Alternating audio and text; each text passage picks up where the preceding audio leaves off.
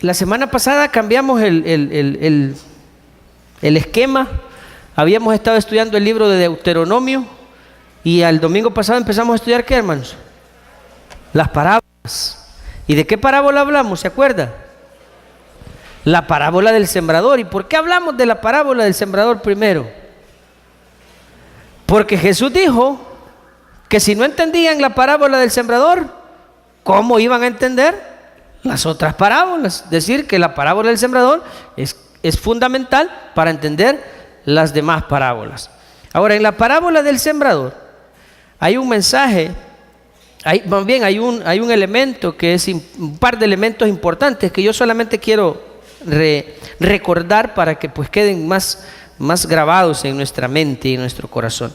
Uno es que la semilla que ha sido plantada en nuestras vidas es la palabra de Dios. Dios planta la semilla en nuestras vidas. Y lo que hace la diferencia, o lo que determina la diferencia entre en que esa semilla dé fruto o no dé fruto, no es la semilla, según la parábola. ¿Qué es lo que determina que dé o no dé fruto? El tipo de tierra donde cae.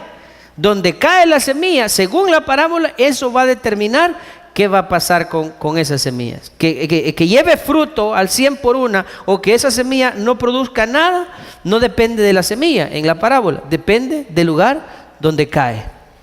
Así es que ahí es donde nosotros nos examinamos y decimos, bueno, ¿y qué clase de tierra soy yo? Soy de aquella tierra que florecen los espinos y ahogan la semilla que ha sido plantada. Soy aquella tierra aquel lugar donde cae entre piedras, que la semilla brota pero se ahoga rápido porque no hay profundidad, no hay raíz. O soy de aquella tierra que rápido llegan las aves y se llevan la semilla. O soy de aquella que cuando cae la semilla produce al 100 por uno. ¿Verdad? Eso es lo que debemos preguntarnos, ¿qué clase de tierra somos nosotros donde ha caído esa semilla? Ahora viene otra parábola que viene a sumarse a esta misma idea.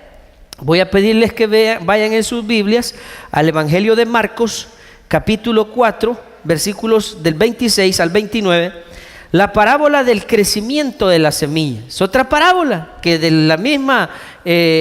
los mismos elementos de la agricultura, ¿sí? De la naturaleza. Jesús toma esta figura, hace este relato para enseñar sus principios. Recuerden que decíamos que las parábolas son narraciones cortas que tienen como finalidad dejar una enseñanza moral o una enseñanza espiritual en este caso. Y algunas son ficticias, algunas son simplemente tomadas de la realidad para ilustrar, para enseñar principios. Y en este caso Jesús enseñaba doctrina con las parábolas. Yo les decía la semana pasada que una de las doctrinas que Jesús más fortalece a través de las parábolas es la doctrina del reino de Dios. Porque Jesús dice que el reino de Dios es semejante a esto, y vea, esta parábola justo de eso habla. Dice Marcos 4, 26 al 29. Decía además, otra parábola, ¿verdad? Así es el reino de Dios. ¿De qué va a hablar esta parábola, hermanos? Del reino de Dios. Por eso Jesús dice, les anticipa, dice, así es el reino de Dios. Es decir, va a ser una narración que tiene como propósito ilustrar algún principio del reino de Dios. Y dice, como cuando un hombre echa semilla en la tierra. Aquí esto es similar a la parábola del sembrador. Aquí cambia en el verso 27, y duerme y se levanta de noche y de día, y la semilla brota y crece sin que él sepa cómo, porque de suyo lleva fruto la tierra, primero hierba, luego espiga, después grano lleno en la espiga, y cuando el fruto está maduro, enseguida se mete la hoz, porque la siega ha llegado. Hasta ahí leemos y oramos esta mañana al Señor. Padre, te damos gracias de nuevo, Señor, el que tú nos permitas estar en tu casa, creciendo, alimentándonos, Señor, cuidando esa semilla que tú has plantado en nuestras vidas, Señor. Queremos regarla, queremos limpiarla para que lleve mucho fruto, Señor. Bendice nuestras vidas, Señor. Queremos ser tierra deseable.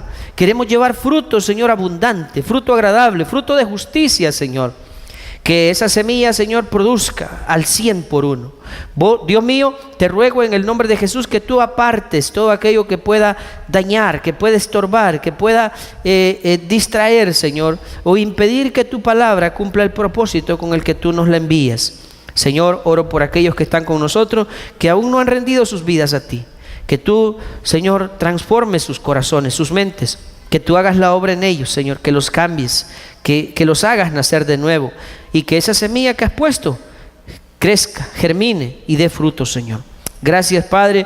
Habla nuestras vidas, Espíritu de Dios, ayúdanos a entender tu palabra. Si nuestra mente humana finita no es capaz de comprender los principios de tu reino, Dios, haz la obra tú. Haz tú la obra en nuestra vida y permítenos entender estas cosas. Gracias, Señor. Gracias por todo. A ti la gloria, Señor, y a ti la honra. En el nombre de Jesucristo, nuestro Señor. Amén y amén.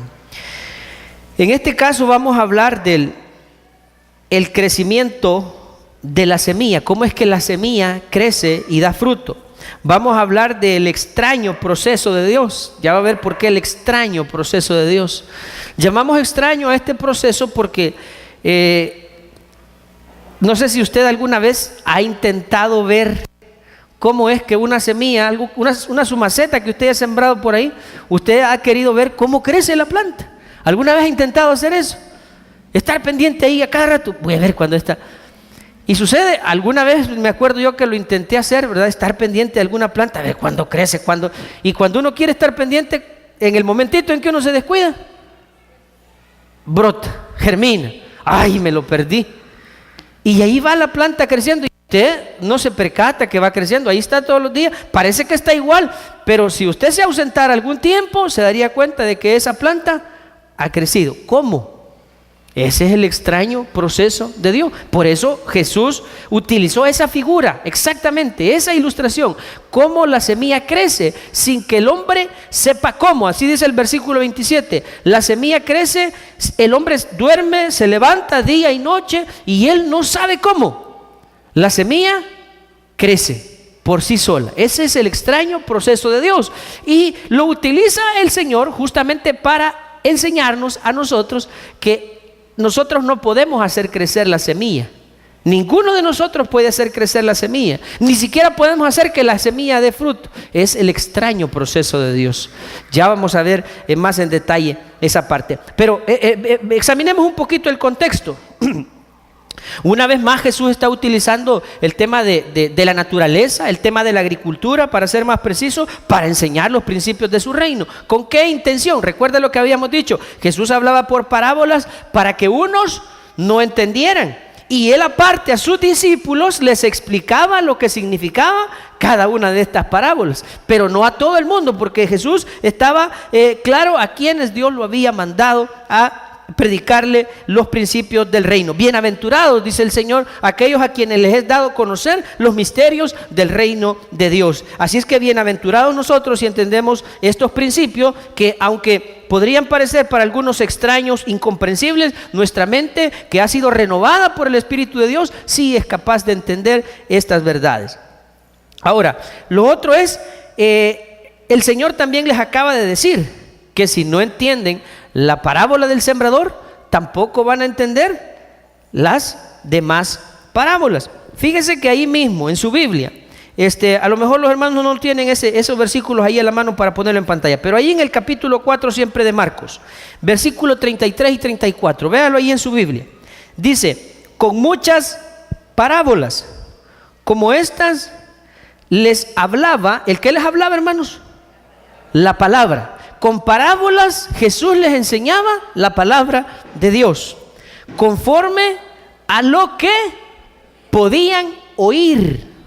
O sea, les enseñaba de tal manera que ellos, sus discípulos, entendieran, y les enseñaba con cosas que ellos podían entender, porque habría algo ahí de repente que si les hablaba de pingüinos, ¿qué iban a saber ellos de pingüinos si nunca en su vida habían visto pingüinos en Israel? Pues, ¿me entiendes? Les hablaba de cosas que ellos pudieran entender.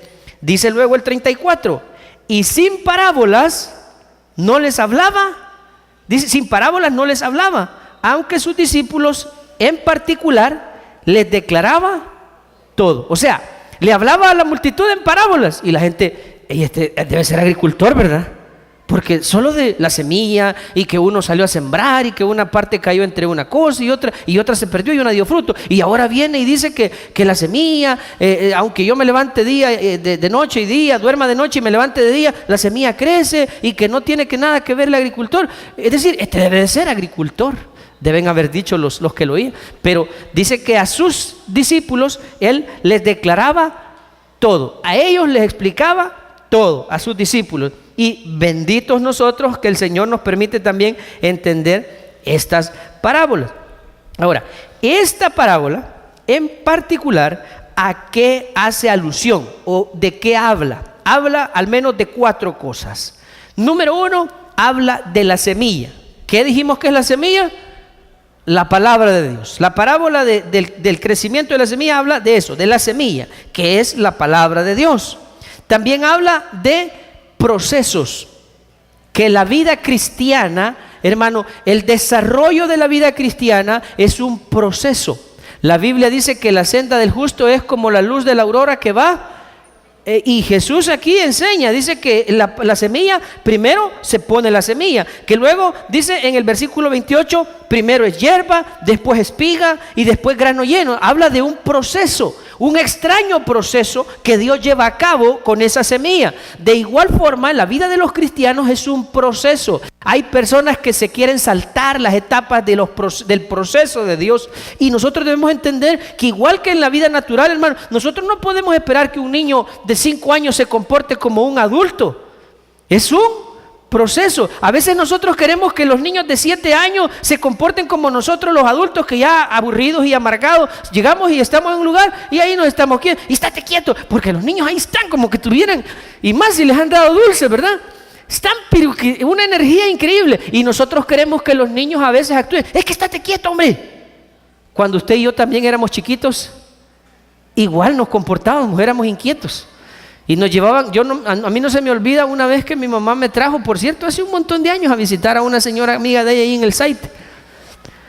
Y con mi hermano Dani, la señora tenía su palito de marañón, y los marañones solo estaban las pepas y apenas había empezado a salir el fruto. Y con el Dani venimos, en lo que ella estaba platicando con la señora, le bajamos todos y nosotros bien contentos, mirábamos lo que encontramos, ¿ves? Nos pegó una pepenada, bichos traviesos que le arruinaron el fruto. ¿Te acordás de la niña Elena, Chanana, la que nos diste, verdad? Por haber ido a atravesar. ¿Por qué? Porque los niños no se pueden estar quietos como entonces es la etapa. Hay procesos, hay diferentes etapas que vivimos, y así en la vida cristiana hay etapas, hermano. Ahora, lo extraño, no bien, lo malo de esto es que hay algunos que se saltan etapas. Y no debería de ser así, debe ir el proceso completo. Y hay otros que tienen otro problema, que se quedan estancados en una etapa. Hay algunos cristianos que ya tienen tiempo de estar en Cristo y siguen actuando como niños. Entonces esos no siguieron el proceso, se quedaron estancados en una etapa. Entonces de eso otro habla esta parábola. Habla de la semilla, habla del proceso, y también habla de otro detalle que es importante. Al final, en el versículo 29, habla de la siega. ¿Qué es la siega? No me va a decir que es la señora que anda con un bastón ahí. La siega. ¿Cuál es la siega? La siega con S. ¿Sí? ¿Cuál es? Es el tiempo de cosechar los frutos. O sea que Dios dice que los cristianos, y por cierto, creo que es la parábola que no continúa, es ¿cómo se llama? De la higuera estéril. Porque si ya el Señor puso la semilla y la puso en buena tierra, y esa semilla ha sido cuidada, que es lo único que podemos hacer, cuidarla, y ya agotó los procesos, es tiempo de que esa semilla lleve fruto. Si no lleva fruto, entonces ya llegó el tiempo. Es el tiempo de la siega. Ya no podemos esperar más. ¿Me entiende? O sea, si usted sembró maíz y ya todas las demás plantas que usted sembró ya dieron sus elotes, su maíz, y hay una planta en medio de todas esas que no produjo, le pregunto, ¿la dejaría usted quedarse ahí unos 2 años más a ver si algún día da fruto, o se la llevaría junto con las que dieron? La que dio bueno, y la que no, también. Exactamente, hay un tiempo en el que Dios va a cosechar sus frutos. Va a venir el tiempo de la siega, y ahí, hermano, si dio fruto, qué bueno, y si no, dice que los que no dan frutos, dice otro pasaje de la Biblia, que Dios va a hacer los manojos y esos los van a echar. Así dice. ¿O estoy mintiendo yo? Así dice. Entonces, esta parábola nos habla de la siega, que hay un tiempo en el que Dios va a cosechar lo que Él ha sembrado. Y otra de las cosas que habla también es acerca de la actualidad del reino. Cuando decimos la actualidad, es que estas cosas tienen aplicación en nuestros tiempos. Si aquí no estamos hablando de algo que pasó, algo que ya no tiene validez, no, el reino de Dios está entre nosotros. Nosotros somos parte de este proceso de Dios. Dios sigue plantando esa semilla en nosotros, en su iglesia, en su pueblo, en los que Él ha escogido para que crean en Él. Y ahí es donde nosotros estamos, y es la parte que, digamos, nosotros vamos a demostrar qué clase de tierra somos, qué tipo de tierra somos, si damos fruto o si no damos fruto, si agotamos los procesos o abortamos los procesos. Eso es algo de lo que vamos a entender en esta parábola. Veamos entonces lo primero, el tema de el proceso. El proceso, debemos entender que nuestro Dios es un Dios de procesos. El dar frutos en la vida cristiana implica pasar por el proceso de Dios. Oiga bien, el dar frutos en la vida cristiana implica pasar por el proceso de Dios. Hay algunos hermanos que no entienden que Dios quiere que crezcan, que maduren. Dios quiere eso en la vida de todo cristiano.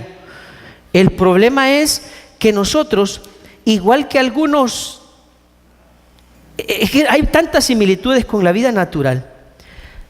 Fíjese que yo tengo una situación con Natán, y a Natán, para que vaya a estudiar, él está en 3er grado, pero para que vaya a estudiar, anda, porque si de parte de él fuera, él contento se queda en la casa, y si no hubieran clases todos los días, él feliz, igual que muchos, ¿verdad? Porque hay cipotes que allá por 6º, 7º grado, ya cuando les empieza a salir pelito en el bigote, ya le dicen, yo ya no quiero estudiar, mejor voy a trabajar. Dicen algunos. ¿Ya ha oído usted jóvenes así? Que no quieren, ¿cómo se llama? Agotar los procesos. Ahora, ¿qué pasa cuando este joven en aquel momento está soltero? 17 años, vive en la casa de sus papás le dan de comer, lo visten y le dan todo. Pero veámoslo dentro de 15 años después, cuando ya tiene compañera, esposa, y anda buscando mejorar su condición económica, y en todas partes donde va a buscar trabajo, no haya. Porque en este país, según algunos números que yo escuché, no sé si son veraces, lo dijeron en la televisión algunos expertos en economía, dicen que de 60,000 bachilleres que se gradúan cada año, solamente existe la posibilidad de que 20,000 encuentren trabajo.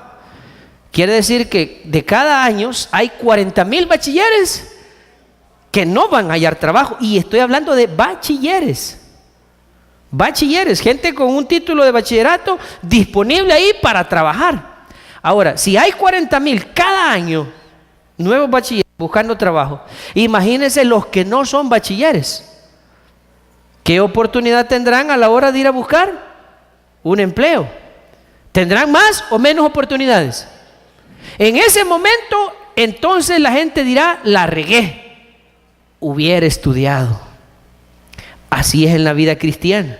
Hay un montón, venir a la escuela en la vida abundante, estar en un discipulado, en un equipo de pacto. ¿Y para qué? Porque somos cristianos así, que no nos gusta ser parte de los procesos de Dios. Pero en la medida en que nosotros crecemos y nos desarrollamos, somos más útiles en el reino de Dios, mis hermanos. Yo quiero que usted entienda eso, que no sea egoísta, que no solamente piense en los cultos de milagros, que el Señor me duplique el sueldo, que me gane un viaje para ir alrededor del mundo, que tenga una casa, porque esas son las cosas que a nosotros nos atraen y nos interesan, solo aquello que es de beneficio para nosotros, pero Dios quiere que pensemos un poco más allá. Dice la Biblia que Dios nos ha puesto para que seamos luz de la tierra, sal de la tierra, luz del mundo y sal de la tierra, pero ¿cómo lo vamos a hacer si no nos estamos preparando para eso? Si no estamos creciendo en esas áreas. Es necesario, hermanos, si queremos llevar fruto y fruto abundante, que seamos parte de los procesos de Dios. Ese proceso es esencial para que podamos llevar fruto. Ahora, fíjese, para que una semilla pueda llevar fruto, es importante que se lleve a cabo ese proceso que comienza con echar raíces. Porque la planta no da fruto primero y después echa las raíces. ¿Qué es lo primero que hace? Echar raíces. Pero hay cristianos que no tienen raíces.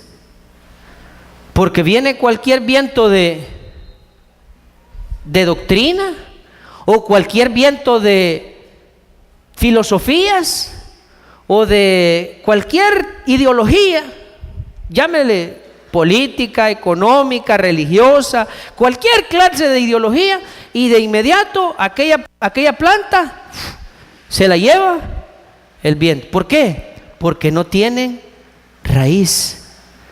Es importante, el proceso comienza, hermano. El proceso de Dios no va a tener resultados si nosotros antes no echamos raíces. Así es que, hermano, yo le invito a usted a que eche raíces en el Evangelio. ¿Y cómo es eso? Sus compromisos con Dios, hermano. Sus compromisos con Dios. ¿Y qué es eso, hermano? Póngase a servir. Involúcrese en algo, comprométase en algo. Pero si toda la vida usted es de aquellos que no, al rato voy a la iglesia, no hay compromiso. No es como cuando ya existe aquella obligación de decir, le voy a poner el ejemplo. ¿Qué tal que a mí hoy no se me hubiera pegado la gana de venir a la iglesia? ¿Qué hubiera pasado? A lo mejor hubiera puesto en apuros a los otros pastores, porque ellos hubieran estado allá. No, si hoy el hermano Alfredo va a predicar, no ha delegado a nadie más, no ha dicho nada, así que él va a predicar y yo no aparezco, y el hermano viene y comienza en el culto y ya va a bajar el hermano y oran por la ofrenda y viene cualquiera de los dos, y como nosotros bromeamos y decimos, el sermón de hierro, decimos nosotros. ¿Cuál es ese? Ese es el que está ahí, lo que salga, ¿verdad? Y algunos ahí con las monedas hubieran echado allá los dos, ¿verdad? Nelson y el hermano Rafa, a ver a quién le toca ir a inventar. Es que el hermano Alfredo no quiso venir. Pero cuando ya existe un compromiso, no hay tales de hoy no voy a ir. No, es que hoy es mi deber estar ahí. ¿Me explico? Y usted dirá, entonces por eso, sí, son las raíces los que nos tienen unidos a la tierra. Ahí estamos plantados, ahí estamos arraigados y no nos podemos mover. Son ese tipo de compromisos y ese tipo de raíces las que nosotros necesitamos tener para estar firmes en el proceso de Dios. Eso por un lado. También otro tipo de raíces son esas profundas convicciones que nosotros tenemos. ¿Qué es eso, hermano? A mí, le voy a poner otro ejemplo. Viene usted y dice, mire, yo estoy convencido que honrar a Dios con mis bienes es algo que es justo y que además es conveniente. ¿Justo por qué? Porque ¿quién es el que me da todo lo que yo tengo? ¿Quién es el que nos bendice y nos da todo lo que, provee todo lo que tenemos?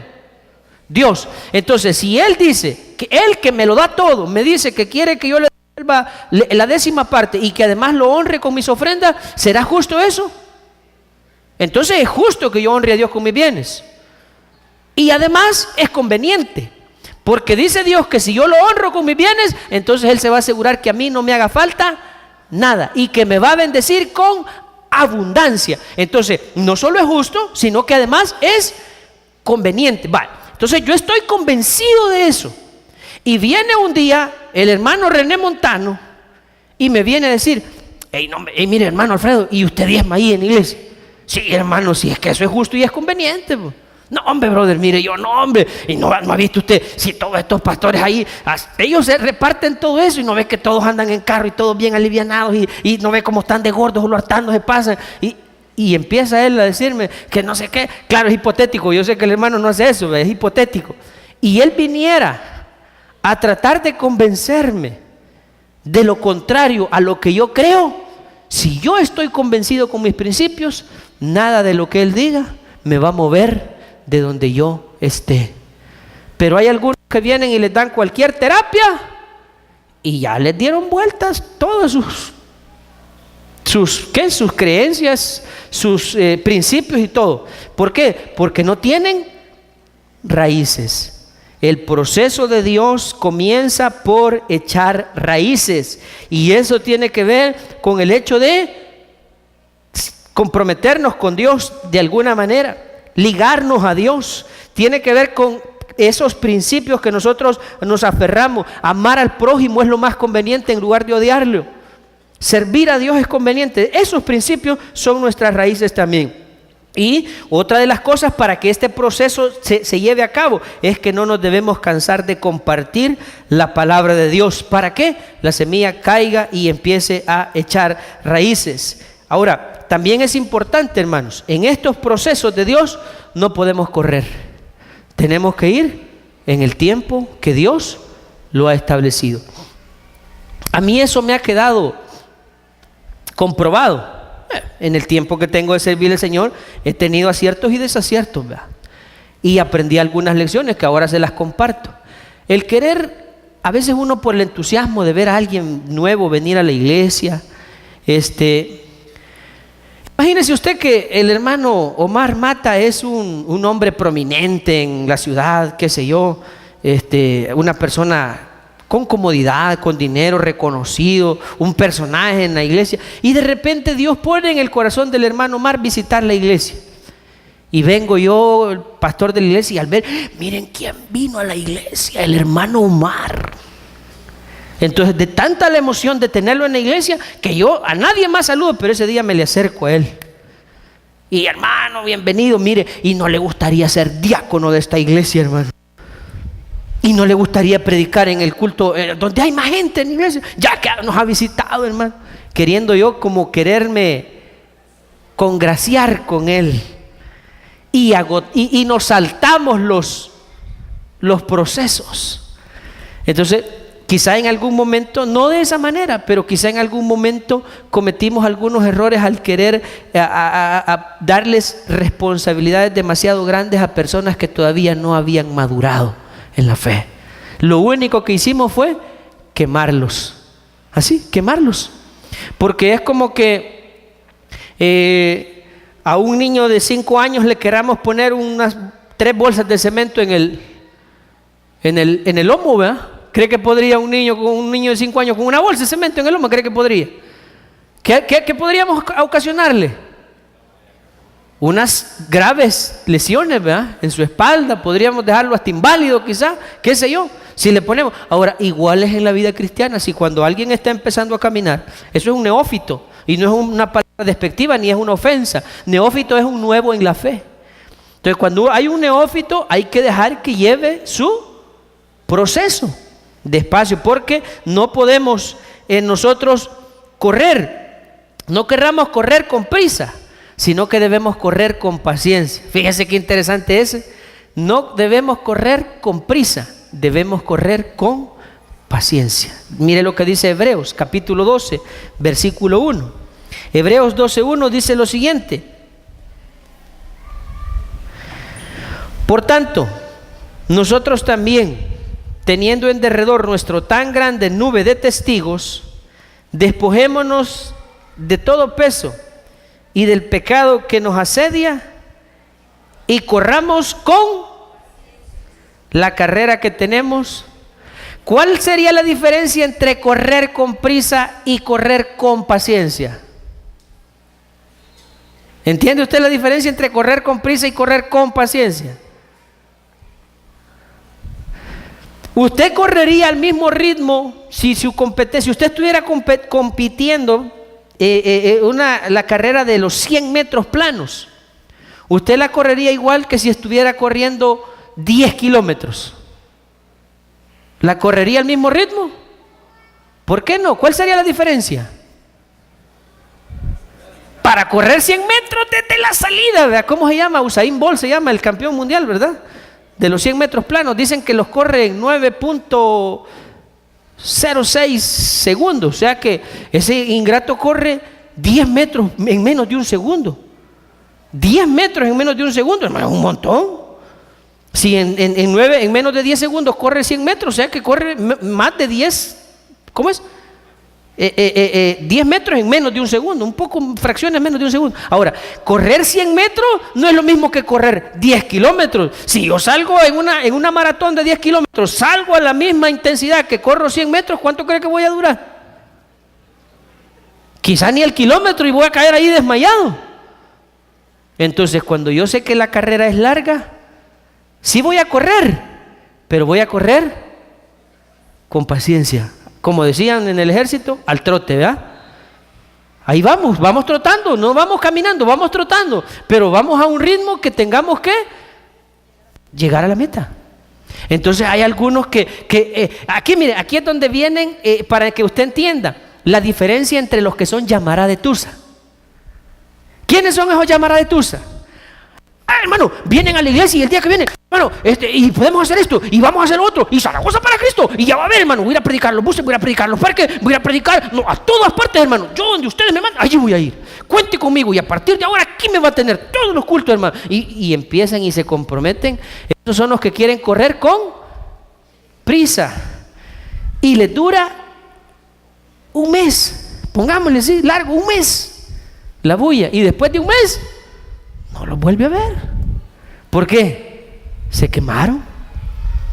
Ahora, yo no digo con esto, pues entonces hay que agarrar al suave. No, si es que dice que hay que correr, pero hay que correr con paciencia. Así es el proceso de Dios. No nos vamos a quedar parados. No, vamos a avanzar hacia la meta, vamos a correr, pero vamos a correr a un ritmo que podamos aguantar hasta llegar a nuestra meta, a nuestro destino. Así es el proceso de Dios. Ahora, las etapas, dice ahí, volviendo a Marcos 4, Marcos capítulo 4, veamos cuáles son las etapas. Dice,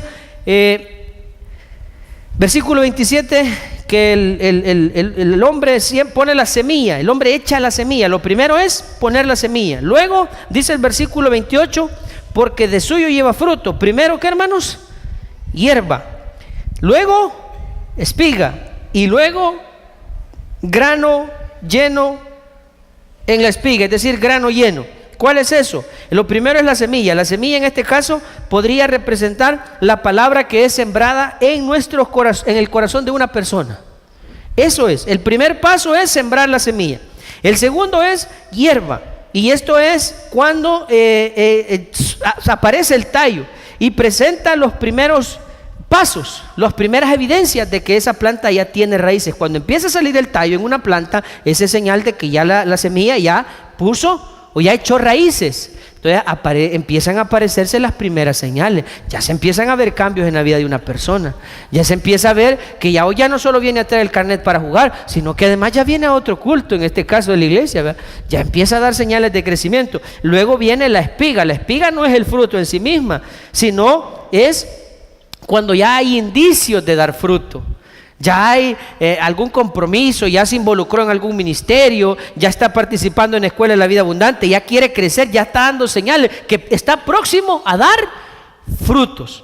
Y luego viene la última etapa, que es cuando dice que el grano lleno de fruto. Aquí es donde empezamos a ver los frutos. ¿Qué frutos son esos? Esa persona que ya le está compartiendo el evangelio a otro, esa persona que ya está discipulando a otro, es aquel que ya está compartiendo su fe con otros.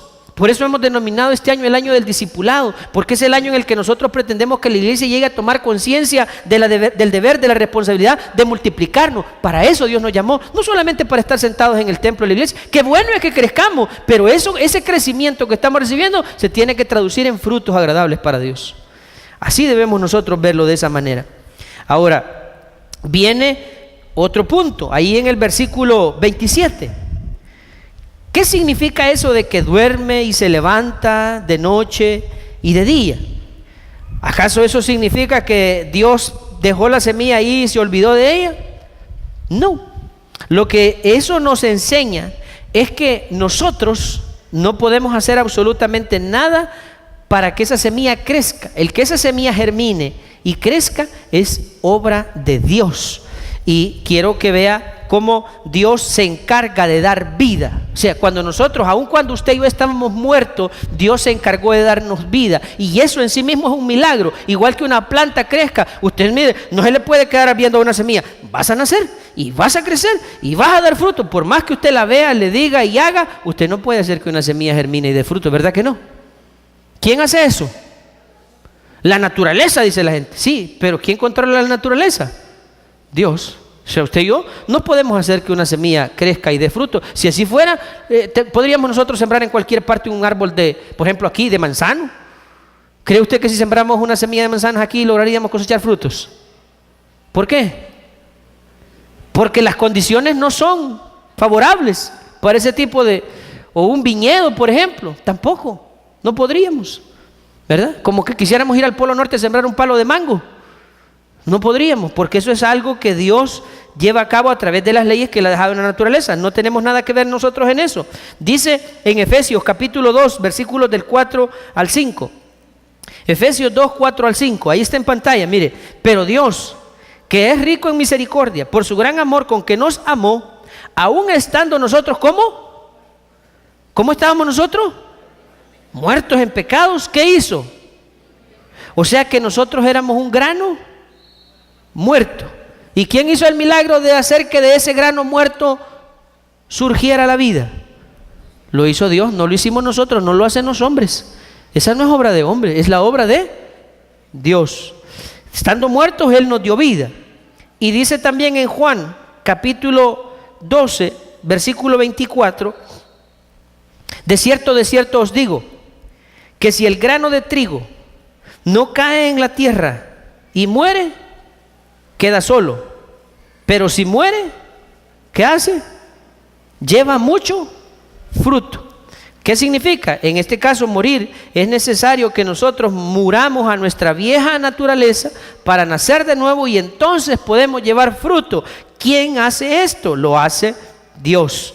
Ahora, el trabajo que hay que hacer, en el caso nuestro, lo único que nosotros podemos hacer es dos cosas.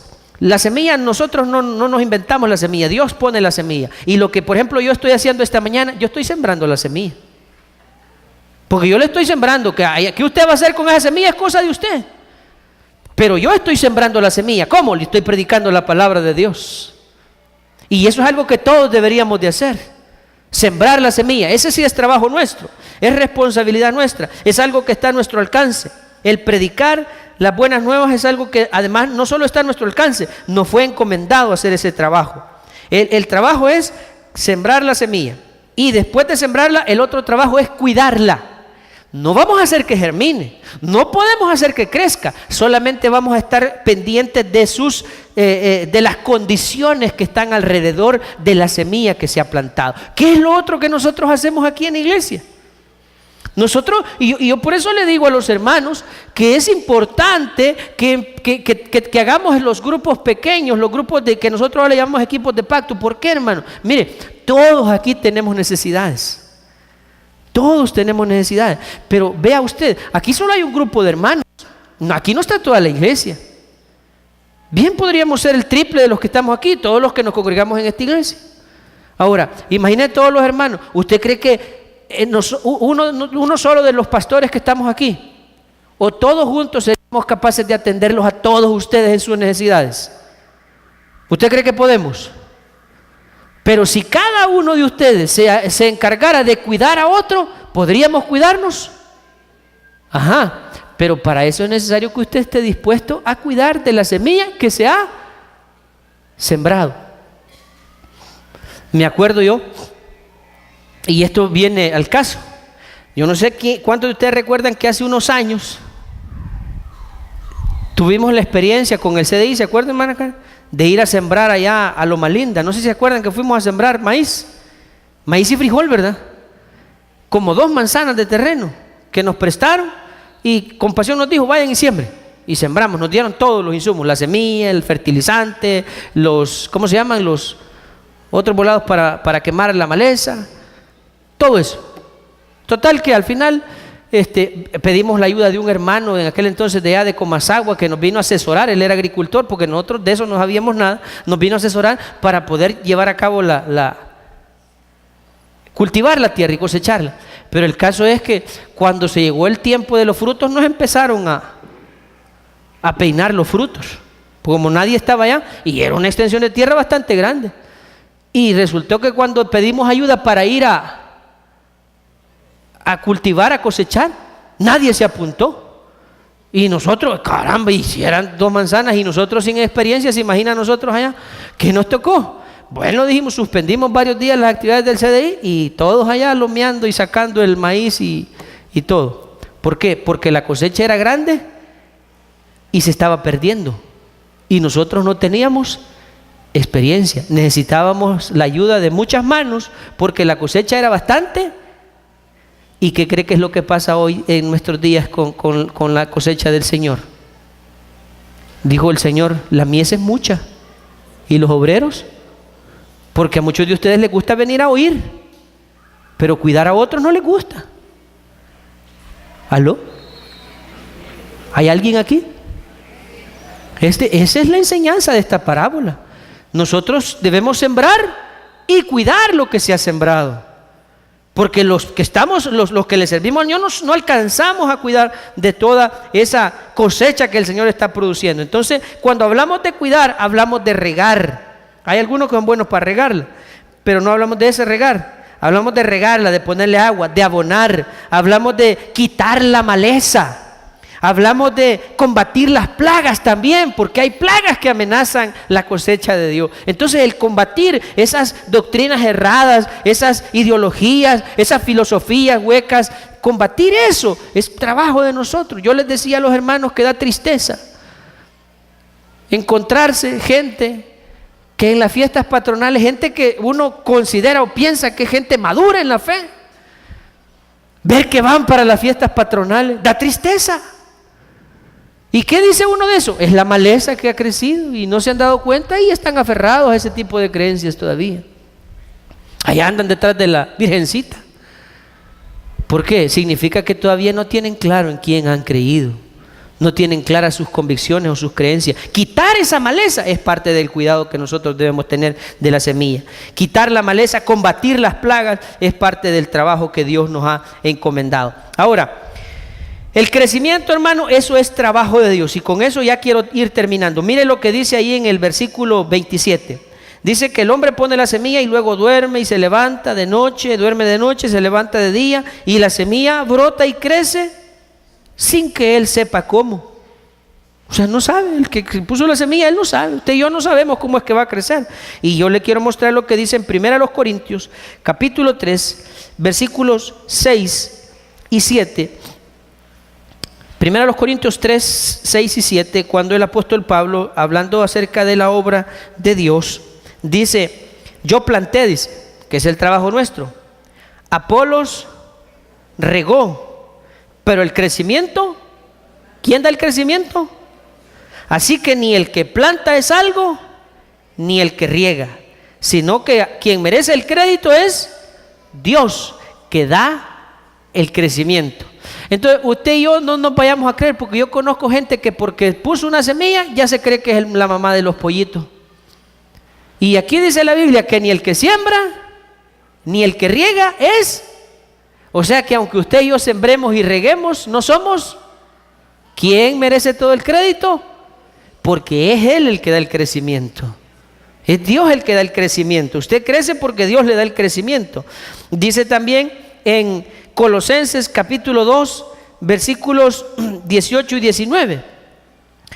Colosenses 2, 18 y 19 dice: nadie os prive de vuestro premio, afectando humildad y culto a los ángeles, entremetiéndose en lo que no ha visto, vanamente hinchado por su propia mente carnal, y no haciéndose, oiga bien, de esos hay que tener cuidado, de aquellos que no están unidos a la cabeza, no haciéndose de la cabeza, en virtud de quién todo el cuerpo, por causa de la cabeza, dice, nutriéndose y uniéndose por las coyunturas y ligamentos, crece con el crecimiento que, ¿qué dice? O sea, el cuerpo crece con el crecimiento que da Dios cuando estamos unidos a la cabeza, que es Cristo. Ese es el proceso. El que da el crecimiento es Dios. Y ese proceso, mis hermanos, es por cierto extraño. La última cita, Isaías 28:21. Dice Isaías 28:21, ahí está en pantalla también, mire. Porque Jehová dice, se levantará como en el monte Perazín, como en el valle de Gabaón se enojará, para hacer su obra, su extraña obra, y para hacer su operación, su extraña operación. Porque alguien se pregunta, ¿y cómo es que Dios hace que la semilla crezca, hermano? Porque yo he visto gente aquí que, si usted me pregunta, parece que es mala tierra. Pero como el crecimiento lo da Dios y su obra es extraña, usted y yo lo que tenemos que hacer es poner la semilla. Lo demás lo va a hacer Dios. Nosotros cuidamos, regamos, quitamos la maleza, nosotros combatimos las plagas, nosotros abonamos la tierra. Lo demás lo va a hacer Dios. Pero algo tenemos que hacer. Algo tenemos que hacer. Si hemos sido llamados por el Señor para ser parte de su obra, iglesia, es tiempo que hagamos algo. Así es que el que tiene oídos para oír, que oiga. Vamos a orar. Señor, te damos gracias.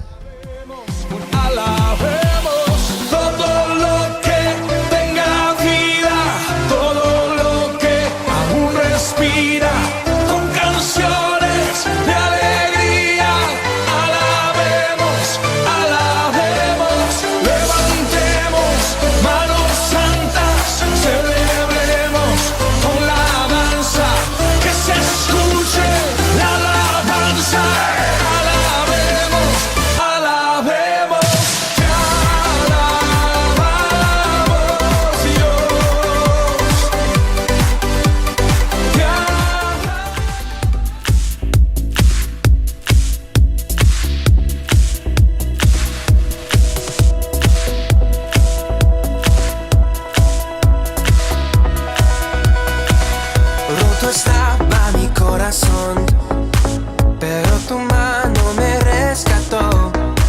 Del polvo yo volví a nacer. La salvación en ti encontré.